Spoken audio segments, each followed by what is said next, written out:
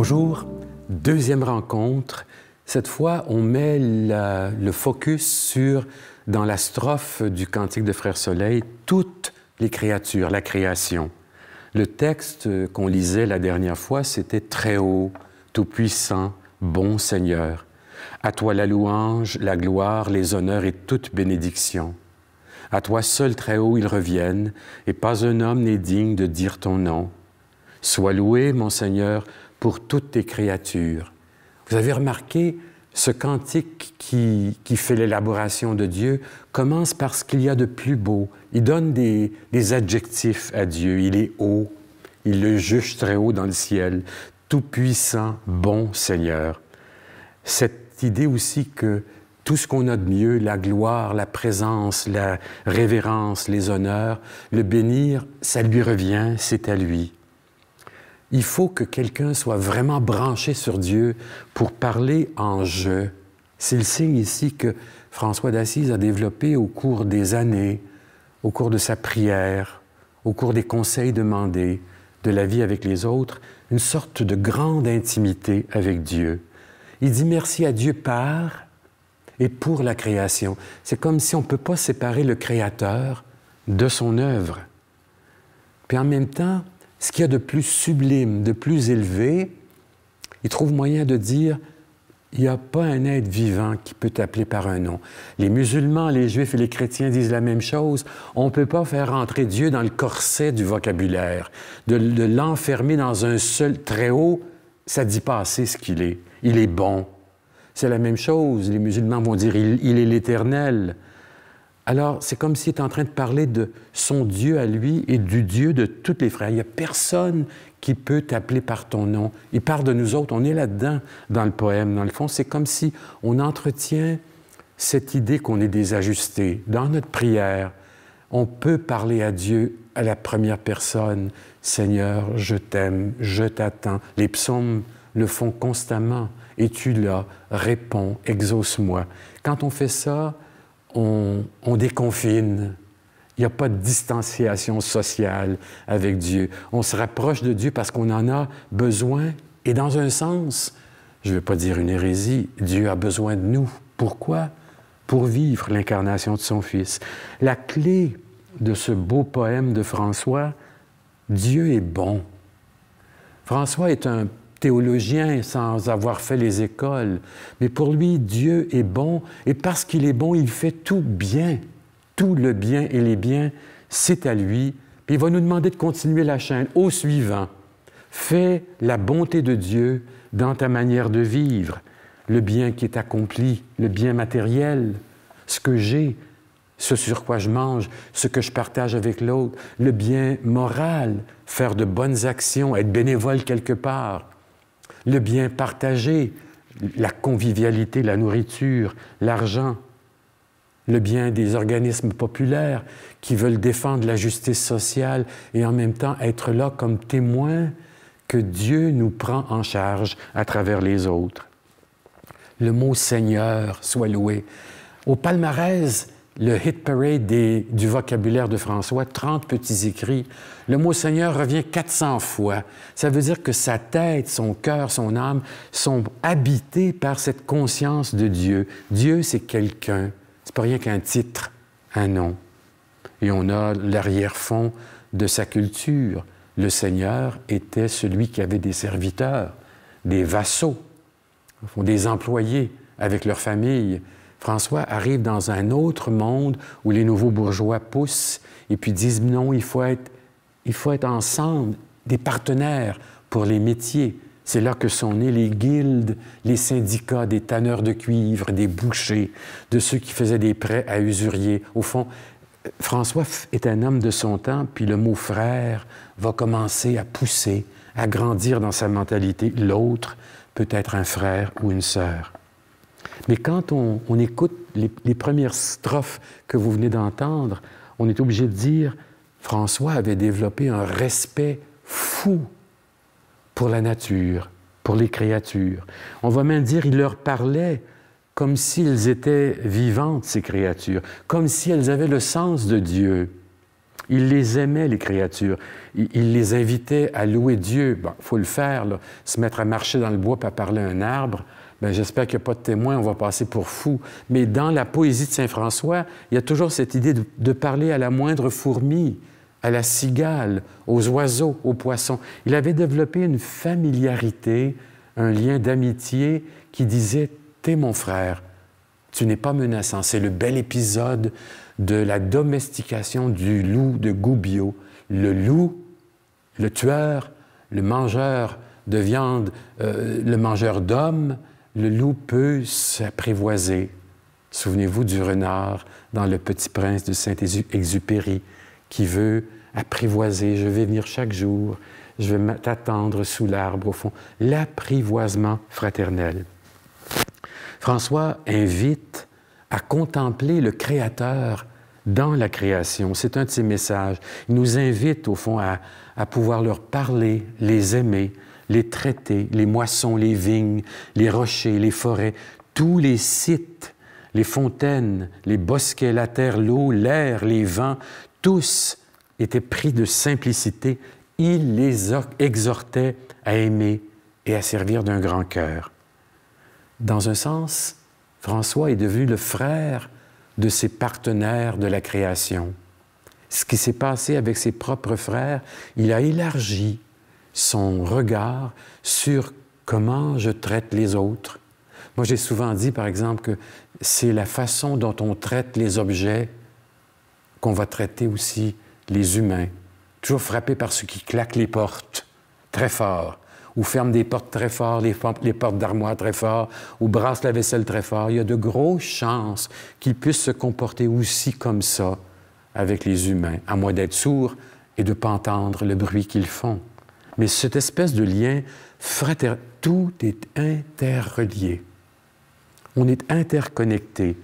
Tout lui parle de Dieu. Les arbres, on le disait, les astres. Et c'est ça qu'on vient d'entendre dans la première strophe. Bien sûr, on disait, c'est une inspiration qui vient directement de la Bible, de la liturgie. Le premier à s'applaudir dans la Bible, c'est Dieu. Il bâtit le monde, dans la première version, en 7 jours, et à chaque fois, il dit « ça, c'est bon ». Dieu s'applaudit, Dieu se réjouit de son œuvre, Dieu vit tout ce qu'il avait fait et c'était très bon. C'est un premier verset au livre de la Genèse. Les psaumes vont dire que le Seigneur se réjouisse de ses œuvres. Il a le droit de dire que ce qu'il a fait est beau et grand. En même temps, ce que Dieu fait dans la Bible, ça le célèbre. Tous les éléments sont appelés à le louer. On est loin là, de Laudate aussi, de la pandémie, au fond de la planète qui est en péril. Mais on a besoin de se rappeler de ce fond-là. Si je perds mes lunettes d'émerveillement, je perds gros. Il n'y a rien de pire que de rencontrer quelqu'un qui, à 30 ans, n'est plus capable de s'émerveiller, de s'étonner du pitonnage, d'avoir accès à tout ce qui est possible au niveau des communications. Mais si je ne sais plus m'étonner, me faire bousculer, déranger en bien ou en provocation objective par ce qui se passe dehors, faites rien que penser depuis 10 ans au changement des feuilles dans les Laurentides. Depuis 10 ans, les feuilles ne vieillissent pas de la même façon. Il y a des années où ça dure 3 semaines, ça sèche en couleur et ça tombe tout de suite. D'autres années, comme cette année, où ça dure un peu plus et les couleurs n'ont jamais été aussi éclatantes. Il n'y a pas une année, malgré le cycle éternel des saisons, il n'y a pas une année qui est pareille. Alors on a ces racines bibliques pour dire que Dieu a fait quelque chose de beau et il mérite qu'on lui dise « merci ». Toute ma vie, je louerai le Seigneur. Le reste de mes jours, je jouerai pour mon Dieu. Le psaume 146. Ce que François vit, c'est l'expérience du croyant et de la croyante dans la tradition juive et chrétienne. Dieu trouve ce qu'il a fait beau, ce qu'il a fait lui ressemble. Et en même temps, il va demander que nous, on continue pareil, qu'on gère le jardin du monde comme des gardiens responsables. pas éperdu, responsable.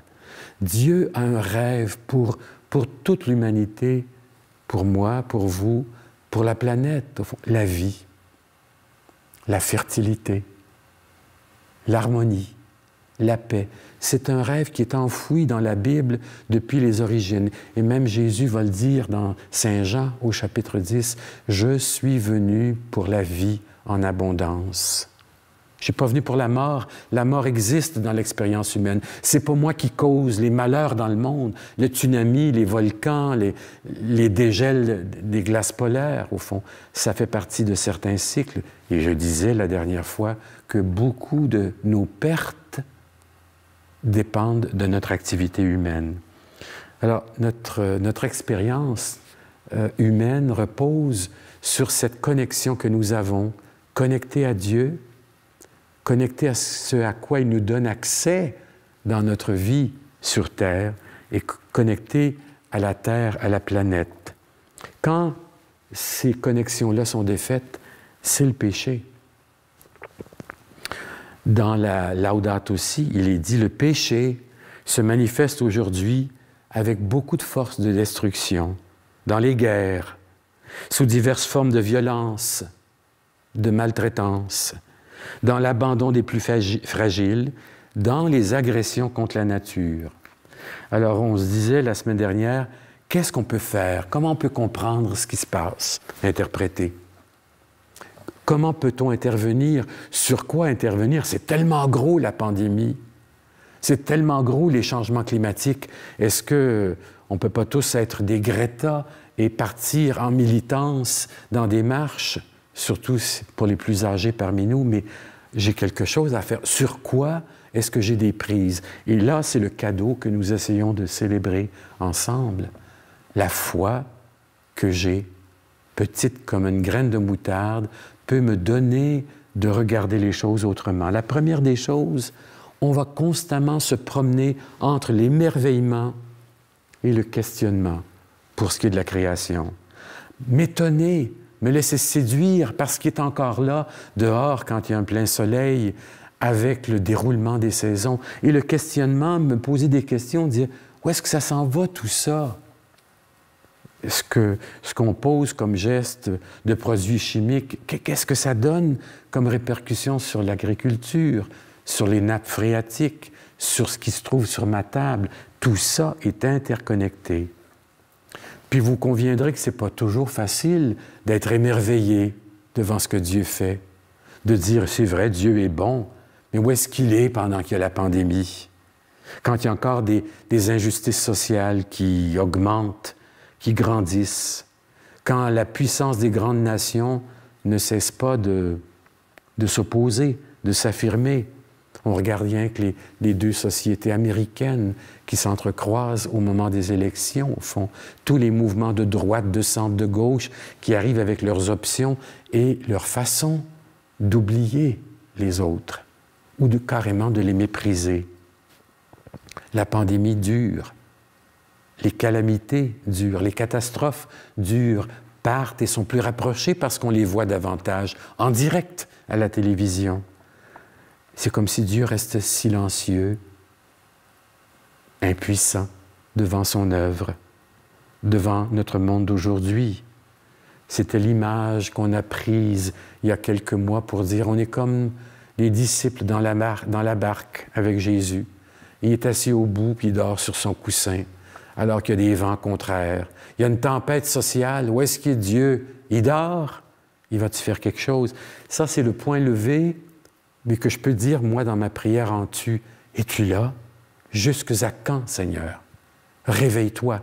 Ça, on a besoin de le prier un peu comme Job aussi. Puis en même temps, on a besoin de ne jamais perdre l'espérance de rester émerveillé.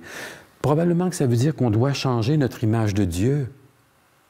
Le Dieu grand horloger, le grand mathématicien qui gère tout, qui contrôle tout.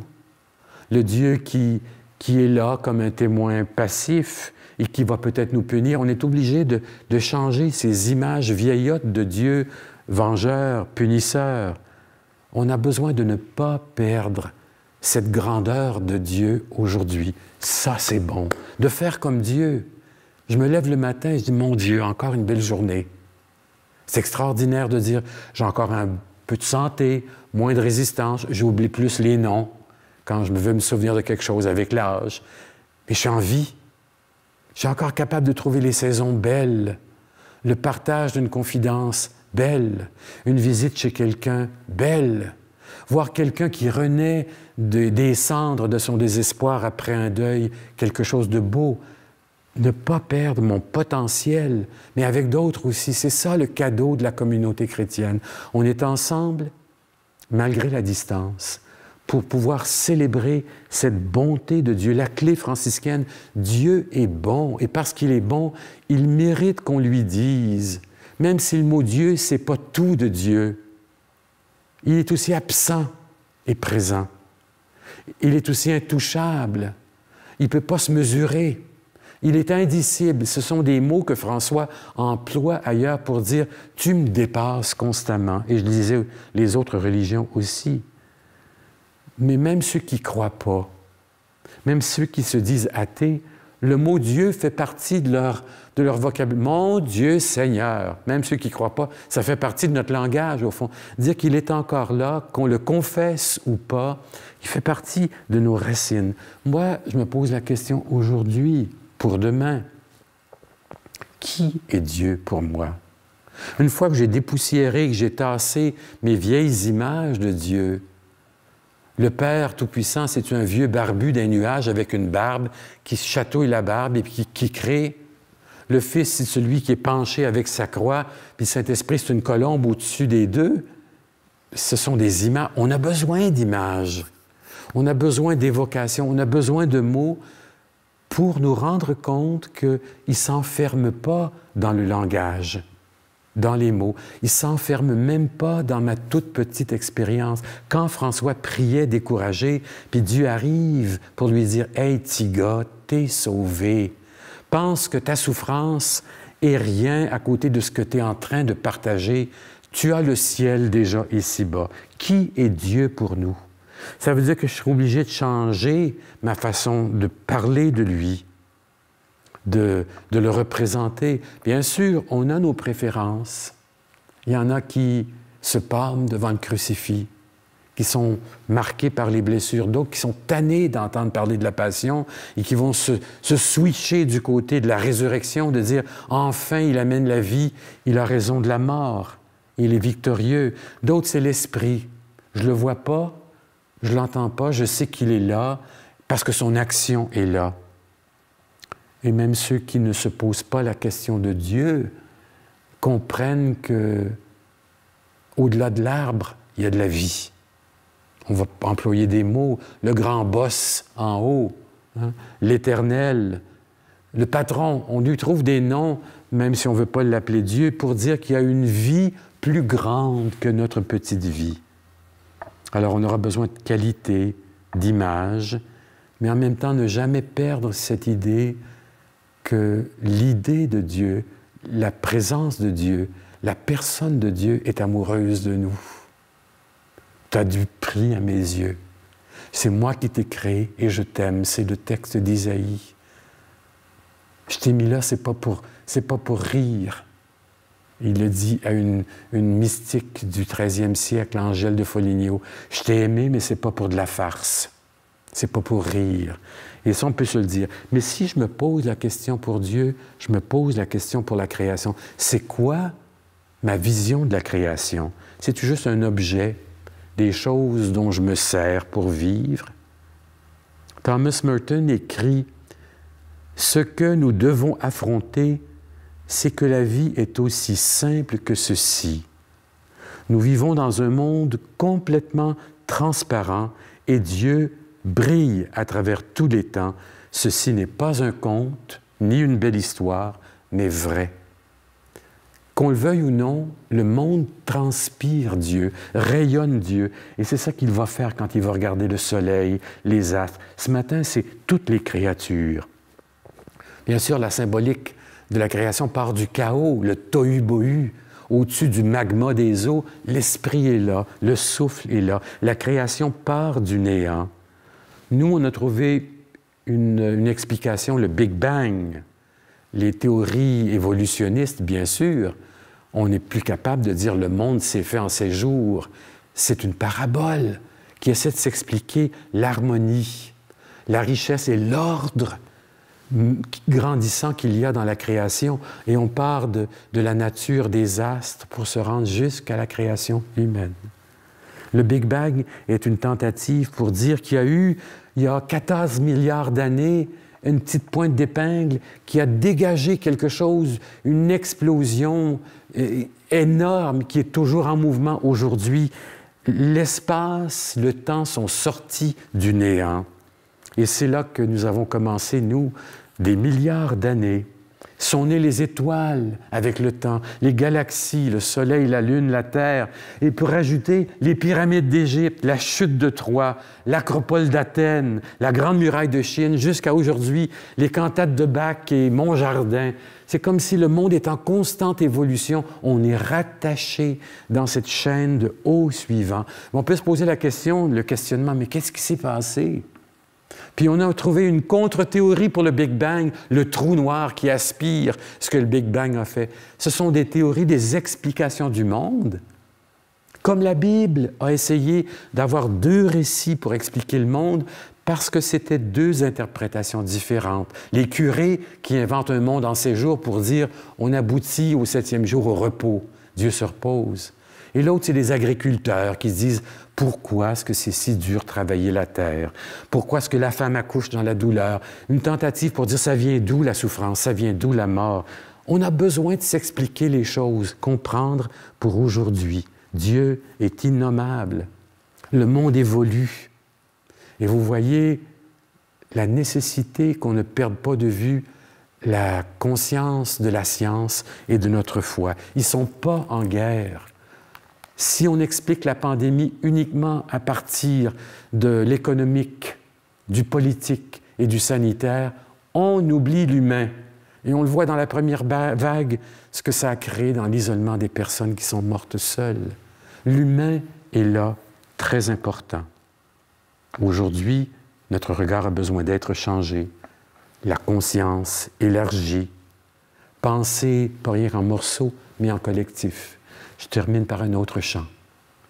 La musique et les mots de la chanson de Dieu sont devenus le jour, sont devenus la nuit. Ce fut le premier soir et le premier matin. Alors émerveillé, il chante ce refrain. Que c'est beau la vie, que c'est beau la vie. À mesure qu'il chantait le 2e couplet, il dépliait le ciel et dessinait les mers. D'un coup de crayon blanc, les nuages et les vagues s'étiraient sous ses doigts jusqu'au temps du refrain. Que c'est beau la vie, que c'est beau la vie. La chanson parlait d'arbres et de milliers de fruits, de vignes, de moissons et de vertes prairies. À mesure qu'il disait le nom de chaque plante, on les voyait pousser et Dieu s'émerveillait. Que c'est beau la vie, que c'est beau la vie. Le 4e jour resplendit la lumière, la lune et le soleil se mirent à danser. Jupiter et Vénus avec la voie lactée, le rythme et la musique, c'est Dieu qui les donnait. Que c'est beau la vie, que c'est beau la vie. Et puis le lendemain, on vit grouiller sur terre, sur mer et dans les airs, des millions d'animaux, ceux qui rampent ou qui marchent, ceux qui volent ou qui nagent, aux 4 coins du monde, on entendait crier. Que c'est beau la vie, que c'est beau la vie. En ce jour, le 6e, émerveillé Dieu vit le premier couple humain, fait de chair et d'esprit, avec le verbe aimer et le mot liberté, à son image à lui, venait de nous créer. que c'est beau la vie, que c'est beau la vie. C'est le dernier couplet, Dieu semble reposer, en ayant dit à l'homme, à toi de continuer. Nous sommes quelques notes du concert de la vie, mais c'est Dieu qui dirige et qui fait l'harmonie. Que c'est beau la vie, que c'est beau la vie. C'était ça, au fond, ce cantique qui peut nous suivre et nous talonner entre l'émerveillement et le questionnement. Être capable de ne jamais cesser de dire que c'est beau la vie. Même avec ce qui se passe, dans ce que nous traversons de difficile, que c'est beau la vie. De ne pas perdre le courage. D'autres, les médias, la façon de répéter les mêmes failles de la société ou les mêmes blessures de l'humanité, ça pourrait nous décourager. On le voit, une des conséquences de la pandémie, c'est l'anxiété. Il n'y a jamais eu tant de ventes de pilules d'antidépresseurs chez les jeunes. L'autre jour, on parlait du désarroi des universitaires, de ceux qui sont au cégep, d'être rabattus sur le travail à domicile, le télétravail, la recherche, sans l'accompagnement de la communauté étudiante. Il y a des effets nocifs, mais ça ne veut pas dire que ça nous enlève la capacité de dire « l'émerveillement est là, je suis encore capable de me laisser étonner », de développer aussi, comme dit Pape François, le sens de la gratitude. Merci, Seigneur. Merci pour ceux et celles qui m'entourent. Merci pour ma fraternité de vie. Merci pour la société qui cherche. Merci pour toutes les petites actions collectives de relèvement, de dépannage, d'aide des autres, de dignité humaine et de justice sociale. Que c'est beau la vie. À la prochaine.